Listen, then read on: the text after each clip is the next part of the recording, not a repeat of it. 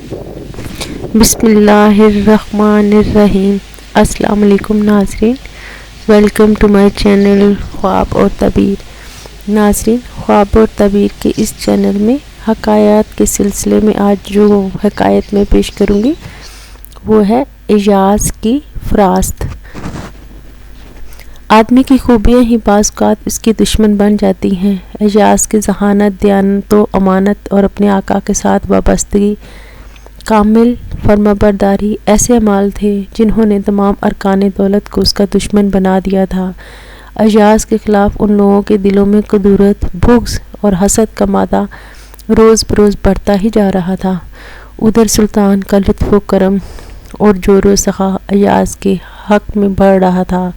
ایک دن بد باطن امراء نے بادشاہ سے عرض کی، ہم غلاموں کی ناقص عقل میں یہ بات نہیں آ رہی کہ آپ ایک معمولی غلام اعجاز کی عقل و بصیرت پر کیوں یقین رکھتے ہیں؟ ایک ہی صف میں کھڑے ہو گئے محمود و اعجاز، نہ کوئی بندہ رہا نہ کوئی بندہ نواز۔ سلطان نے اس وقت کوئی جواب نہ دیا اور مسلسل اس معاملے میں خاموش رہا۔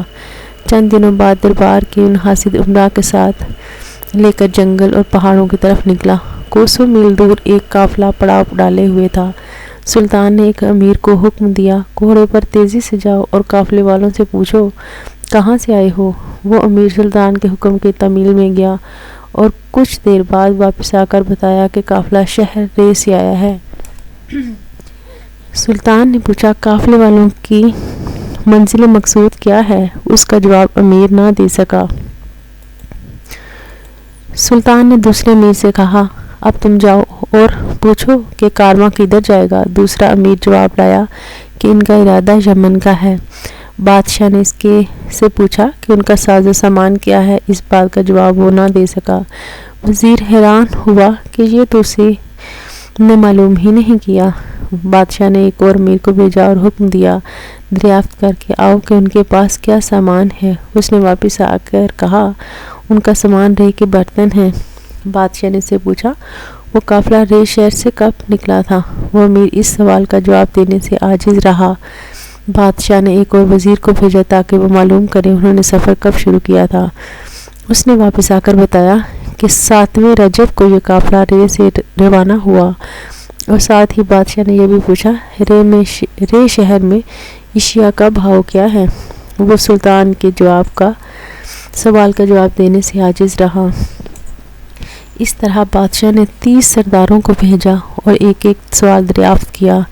ان میں سے ہر ایک نے اسی ایک ہی سوال کا جواب معلوم کیا اور واپس آ گیا۔ غرض سب امیر ناقص العقل اور پریشان ذہن ثابت ہوئے۔ قافلے والوں کا پورا حال کسی نے جاننے کی زحمت نہ گوارا کی۔ اس مشاہدے کے بعد سلطان نے ان سے بدظن امراء سے کہا، تم لوگ اعجاز پر اعتراض کرتے ہوئے اتنا منظور نظر کیوں ہیں؟ سلطان نے ان پر ایک معنی خیز نظر ڈالی اور کہا، میں تم سے پہلے اعجاز کا امتحان لے چکا ہوں۔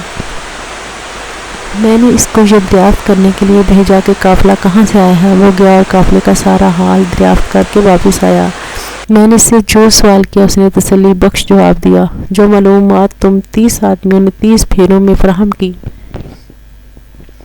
اب تمہیں پتہ چل گیا ہے کہ میں اس کی قدر کیوں کرتا ہوں۔ یہ سن کر سب امیروں کے چہرے شرم سے پانی پانی ہو گئے۔ انہوں نے اپنی گستاخی کی معافی چاہتے ہوئے کہا، بے شک ہم اعجاز کی برابری نہیں کر سکتے۔ اعجاز کی فراست، قابلیت، ذہانت خدا داد تھی۔ درس حیات یہ ملتا ہے، حسد ایک بیماری ہے اور اس سے ہمیشہ بچنا چاہیے۔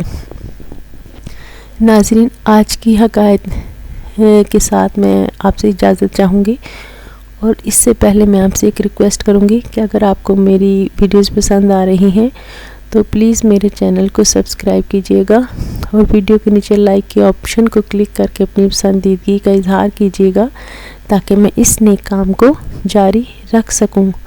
بہت شکریہ۔